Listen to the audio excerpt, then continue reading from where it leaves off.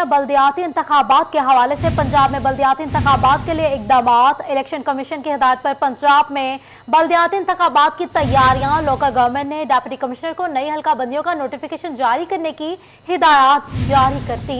नक्शा जात circle blocks मुहैया किए जाएंगे। दही और शहरी इलाकों को अलग अलग किया जाएगा। आपको बता रहे हैं पंजाब में बल्दियाती इंतखाबात के लिए इकदाम। इलेक्शन कमीशन की हिदायत पर पंजाब में बल्दियाती इंतखाबात की तैयारियां। लोकल गवर्नमेंट ने डिप्टी कमिश्नर को नई हल्काबंदियों का नोटिफिकेशन जारी करने की हिदायत कर दी। नक्शा जात सर्कल ब्लॉक्स मुहैया किए जाएंगे। दही और शहरी इलाकों को अलग अलग किया जाएगा। मजीद तफसीलात जान लेते हैं अब्दुल रहमान से। जी अब्दुल रहमान, बताइएगा। जब बात करें यहाँ पर नए इंतखाबात के हवाले से तो डिप्टी कमिश्नर को हिदायत दी गई है लोकल गवर्नमेंट की जानिब से कि इलेक्शन कमीशन से डिमार्केशन के हवाले से रब्ता किया जाए। जो अपने अपने इजलाक की डिमार्केशन है, हदबंदी है, वो तय की जाए। इसके अलावा मैप्स लिए जाएँ और जो 2022 का लोकल गवर्नमेंट का जो गजट मंजूर हुआ है उसके मुताबिक इकदाम किए जाएँ। वाज़ेह रहे कि इलेक्शन कमीशन ने पंजाब हुकूमत को हिदायत दी थी कि वो जल्द से जल्द जो है वो नया एक्ट इंट्रोड्यूस करवाए ताकि उसके अकॉर्डिंग इंतखाबात करवाए जाएँ। तो वो पंजाब असम्बली ने मंजूर तो कर लिया, लेकिन उसमें नई से शराइत भी डाल दी गई हैं कि जिसमें जो इलेक्ट्रॉनिक वोटिंग मशीन है, EVM मशीन वो लाजमी करार दी गई है। और उसी की वजह से सारे मामला जो है वो फड्डे का शिकार हो रहे हैं कि जिसमें इलेक्शन कमीशन का कहना है कि EVM के होते हुए इंतखाबात नहीं हो सकते और ये बड़ा स्लोली प्रोसीजर होगा जो कि अडाप्ट करना पड़ेगा और सारे इंतखाबात इसके ज़रिए से नहीं हो सकते। पंजाब हुकूमत ने दोबारा से इसमें ऐड कर दिया गया जिसकी वजह से बल्दियाती इंतखाबात फिर से ताकीर का बायस बन सकते हैं। लेकिन लोकल गवर्नमेंट की जानिब से फिलहाल सेक्रेटरी लोकल गवर्नमेंट ने मरासला जारी कर दिया है। अब्दुल रहमान अपडेट कर रहे थे, बहुत शुक्रिया आपका।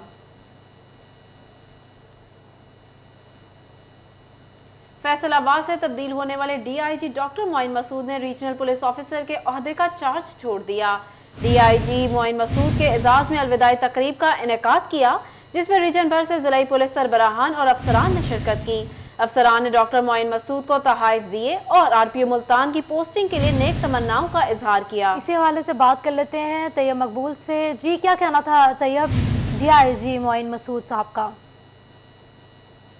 जी बिल्कुल, फैसलाबाद से तब्दील होने वाले डॉक्टर मोइन मसूद उन्होंने रीजनल पुलिस ऑफिसर फैसलाबाद के ओहदे का चार्ज बाकायदा तौर पर छोड़ दिया है। उनके एजाज़ में अलविदाई तकरीब का भी इनेकाद किया गया जिसमें रीजन भर के ज़िले पुलिस सरबराहान समेत दीगर अफसरान ने शिरकत की। डॉक्टर मोइन मसूद को तहाइफ भी दिए गए और उनकी अगली पोस्टिंग के लिए नेक तमन्नाओं का भी इजहार किया गया। 3.5 माह की लगभग तैनाती के दौरान फैसलाबाद रीजन में संगीन जराइम में 50% से ज़ायद कमी देखने में आई है। डॉक्टर मोइन मसूद हमारे साथ मौजूद हैं, हम उनसे बात करने की कोशिश करेंगे। सर बताइएगा कि कैसा रहा यहाँ पर तैनाती का अरसा और इसको कैसे देखते हैं, यहाँ से एक्सपीरियंस भी लिया, टीम कैसी मिली थी आपको, इस वाले से अपने ख्यालात का इजहार कीजिएगा। जी सबसे पहले तो बहुत शुक्रिया। एक पहली बात तो ये है कि Faisalabad is a wonderful city, बड़े अच्छे लोग हैं, सब लोग उनकी कोऑपरेशन हासिल रही, सारे डिपार्टमेंट्स, DC कमिश्नर साहबान भी, तो बहुत अच्छा टेन्योर रहा। आपने खुद ही जिक्र किया है कि क्राइम की प्रेजेंटेशन आज असल में मैंने इसलिए दिखाई थी कि मैं शुक्रगुजार हूँ मेरी टीम का कि उन्होंने एक बहुत अच्छा काम किया जो कि क्वांटिफाइबल है। लाहौर में हमने ये आपके सामने जो क्राइम रिडक्शन शो किया, ये FIR में नहीं है, ये पुकार 15 की लाहौर की वो सारी एम्पिरिकल डाटा है जो वहाँ पे कॉल्स जाती हैं। और ये मैं आपको और बताऊं कि इन कॉल्स में कुछ गलत जो नॉन सब्सटेंशिएटेड कॉल्स हैं वो शामिल है क्योंकि उसमें कोई प्रोसेस नहीं है उसे निकालने का, जिसका हमारे पास भी अगेन एम्पिरिकल एविडेंस है। मेरी टीम ने मुझे बहुत सपोर्ट किया। मैं एक यहाँ पे जितने भी क्राइम और क्राइसिस हुए, फिर अल्हम्दुलिल्लाह इलेक्शन हुआ, तो यहाँ पे जब हम आए थे तो मुहर्रम प्रोग्रेस कर रहा था, फिर रबीउल अव्वल की बहुत सारी तकरीबात हुई, ख़त्म नबूवत कॉन्फ्रेंसेस हुई, लॉ एंड ऑर्डर बिल्कुल ठीक रहा, कोई बड़ी बात नहीं। बड़े क्राइम सारे वर्कआउट हो चुके हैं। मैं कोई पीछे लेगेसी में ऐसी चीज़ छोड़ के नहीं जा रहा जो जिस पे कोई काम करने की ज़रूरत है, रूटीन का काम है। क्राइम में 40 to 50% reduction in every count, यानी कोई ऐसा काउंट नहीं है जिसमें क्राइम की बढ़ोतरी है। तो अल्लाह का शुक्रगुजार हूँ कि इस छोटे से अरसे में अल्लाह ताला ने हमें इस काबिल किया कि हम एक चेंज की तरफ पहला कदम बढ़ा सकें। डॉक्टर मोहित मसूद ने अपनी फैसलाबाद में तैनाती के अरसे को शानदार करार दिया और ख़ास तौर पर उनका कहना था कि उनको बेहतरीन टीम मिली। ज़िले इंतज़ामिया के अफसरान ने भी उनसे भरपूर तावन किया। उनका कहना था कि अपनी इस बेहतरीन टीम की शुक्रिया तैयब अपडेट करने के लिए।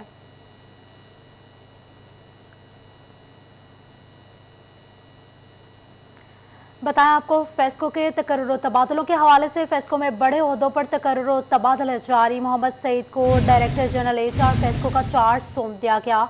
XEN construction division Mohammad Rashid को प्रोजेक्ट डायरेक्टर फेस्को लगा दिया गया है। आपको बता रहे हैं फेस्को में बड़े ओहदों पर तकर्रुर तबादले जारी हैं। मोहम्मद सईद को डायरेक्टर जनरल HR फेस्को का चार्ज सौंप दिया गया। XEN construction division Mohammad Rashid को प्रोजेक्ट डायरेक्टर GSC फेस्को लगा दिया गया। इसी हवाले से मजीद तफसीलात जान लेते हैं एडिटर सिटी 41 जफर डोगर साहब से। जी सर बताइएगा। जी, जब से चेयरमैन फेस्को बने हैं FESCO board of directors Malik Tehseen Awan, बड़े पैमाने पर फेस्को में अहम ओहदों पर तकर्रियाँ और तबादले जो हैं मुसलसल अमल में आ रहे हैं।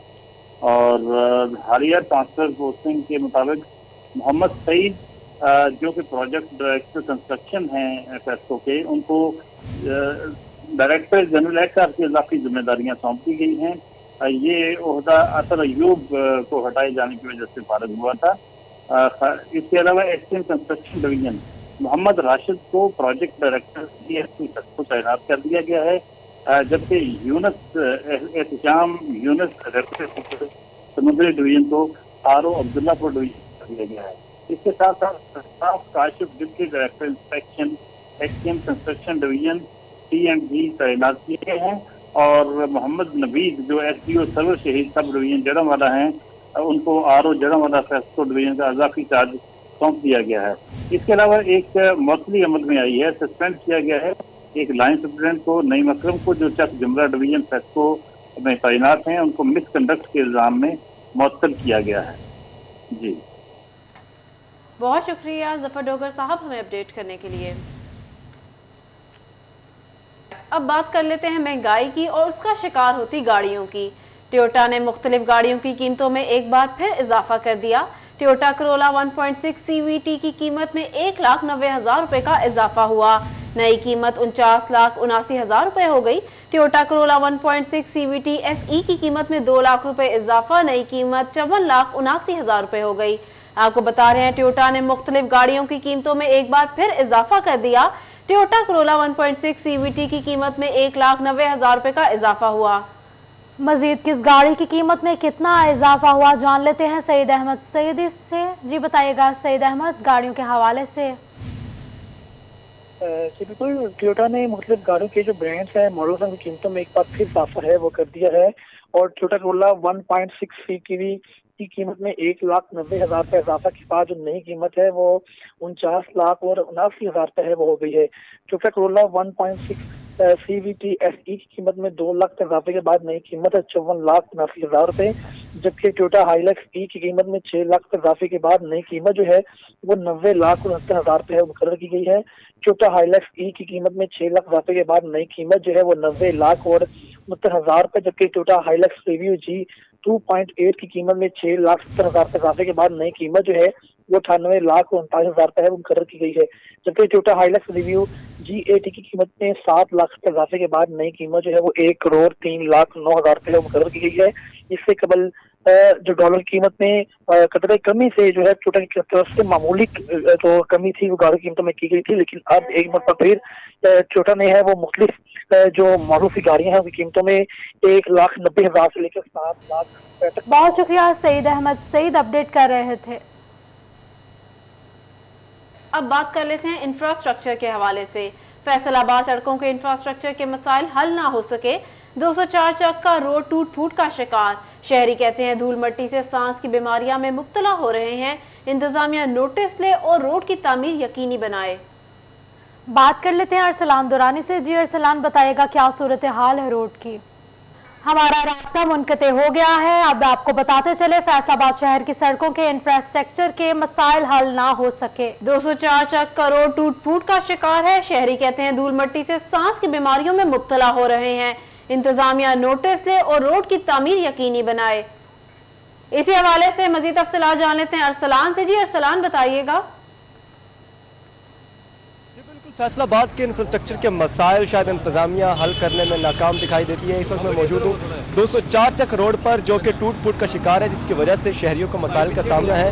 न सिर्फ मसाइल का सामना है, बल्कि शहरी जो है यहाँ से जो उठने वाली धूल मट्टी है, उसकी वजह से मुख्तलिफ किस्म की सांस की बीमारियों में मुब्तला हो रहे हैं। यहाँ पर शहरियों के कारोबार है दोनों अतराफ में रोड के, जो कि इस रोड के खराब होने की वजह से उनके कारोबार में मुतासर हो रहा है। मजीद क्या मसाइल है शहरियों के, मेरे साथ मौजूद उनसे जानते हैं। जी सर, बताइएगा कि क्या मसाइल है आपके यहाँ पर। बाबा जी आप बताएं सबसे पहले। ये गड़ा जो 9 साल हो गए बने, कई दफा चाहिए फोटो खिंच कर गया, बनया नहीं है हाल तक। सानू बड़ी टेंशन है, मिट्टी घटा बहुत ज्यादा उड़ता वा, गर्मियां बहुत ज्यादा लोग बीमार होंगे है।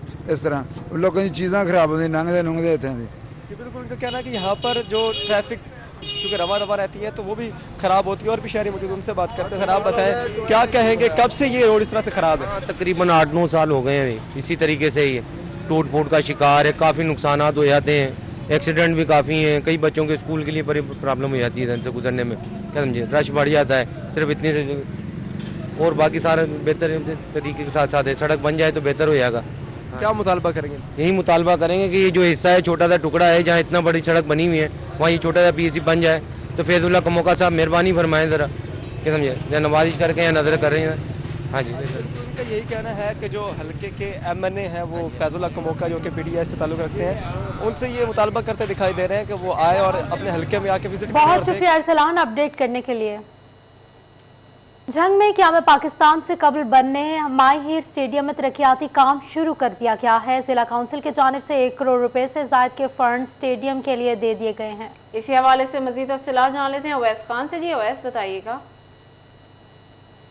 बिल्कुल, क़याम पाकिस्तान से कबल बनाया जाने वाला माहिर स्टेडियम जो है वो अरसा दराज से इंतजामिया की अदम तवज्जोही का शिकार था, और यही वजह है कि ज़िला कौंसल की जानिब से इस तमाम तर स्टेडियम की तज़ीन और आइश का काम जो है वो टेक ओवर किया गया है। और चीफ ऑफिसर ज़िला कौंसल खालिक दाद की जानिब से दौरा करके जारी तरक्याती मनसूबों का जायज़ा भी लिया गया। इस हवाले से चीफ ऑफिसर में सर मौजूद भी, उनसे बात करेंगे। सर बताइएगा, अरसा दराज से ये निगलेक्ट हो रहा था, अब इसको तज़ीन और आइश की जा रही है, क्या इसमें कितनी लागत आएगी और क्या इकदाम किए जा रहे हैं यहाँ? जी बिल्कुल, माहिर स्टेडियम जो है ये तारीखी स्टेडियम है जंग का, लेकिन यहाँ पे जो है वो सहूलियात का फुकदान भी था, और वैसे भी इसकी हालत चूँकि ये क़याम पाकिस्तान से पहले का बना हुआ है तो इसकी सूरत हाल जो है वो काफ़ी ख़राब थी।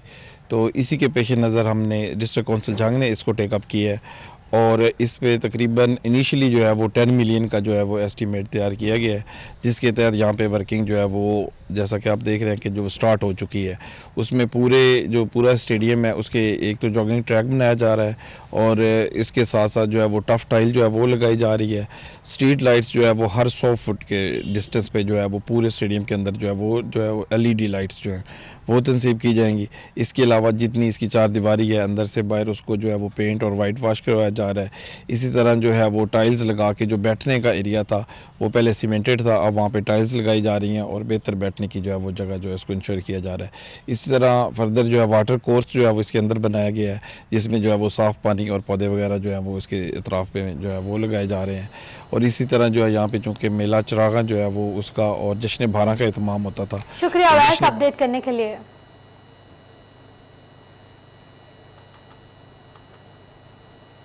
पाकिस्तान स्टेज इंडस्ट्री के लिए अफसोसनाक खबर सामने आई। स्टेज इंडस्ट्री के नामवर कॉमेडियन तारिक टेडी इंतकाल कर गए। इसी हवाले से बात कर लेते हैं खिलजा लियाकत से। खिलजा बताइएगा। Namvar stage actor Tariq teddy इंतकाल कर गए। मैं इस वक्त उनकी रहाइश गाह पे मौजूद हूँ। इलाका मकीन से जानते हैं कि स्टेज एक्टर थिएटर की दुनिया से हटकर उनकी शख्सियत जो थी वो कैसे थी। आज भी जो इनकी रहाइश गाह पे इलाका मकीन जो है वो सोग मना रहे हैं। हाँ जी, बताइएगा अगर आपसे इनकी शख्सियत के हवाले से कुछ कहूँ तो आप क्या कहेंगी?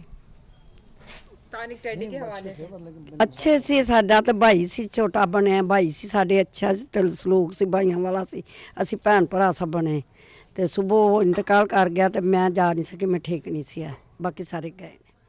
जी बिल्कुल, इनका कहना है कि उनके बाकी जो रिश्तेदार हैं वो उनके अफसोस के लिए गए हैं, ताज़ियत के लिए गए हैं। मिसाल कुछ और इलाका मकीन से इस हवाले से मजीद जानते हैं। जी सर बताइएगा, आप इस हवाले से क्या कहें? बहुत ही अच्छे इंसान थे और एक पाकिस्तान का एक सितारा था जो कि गुरूब हो गया है। बहुत ही अच्छे इंसानों की तरह वो हमारे साथ रहते थे और पता ही नहीं था कि ये भाई इस वक्त इस दुनिया से रुखसत हो गए हैं या नहीं हुए। पर अल्लाह उनको अजर सवाब में जगह अता फरमाए। बहुत नेक इंसान थे, अपने वालिदैन और बच्चों के लिए बहुत अच्छे थे। जी मेरे साथ और इलाका में की मौजूद है, इनसे जानते हैं जी। वो बहुत अच्छे और मुखलिस मिलनसार इंसान थे।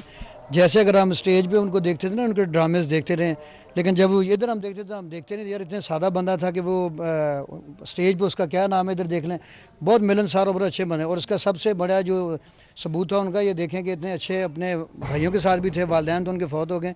ये घर ये देखें उन्होंने अपने भाइयों को बना के दिया हुआ है, ये जो आप देख रहे हैं ये उन्हीं की। बहुत शुक्रिया खिलजा अपडेट करने के लिए।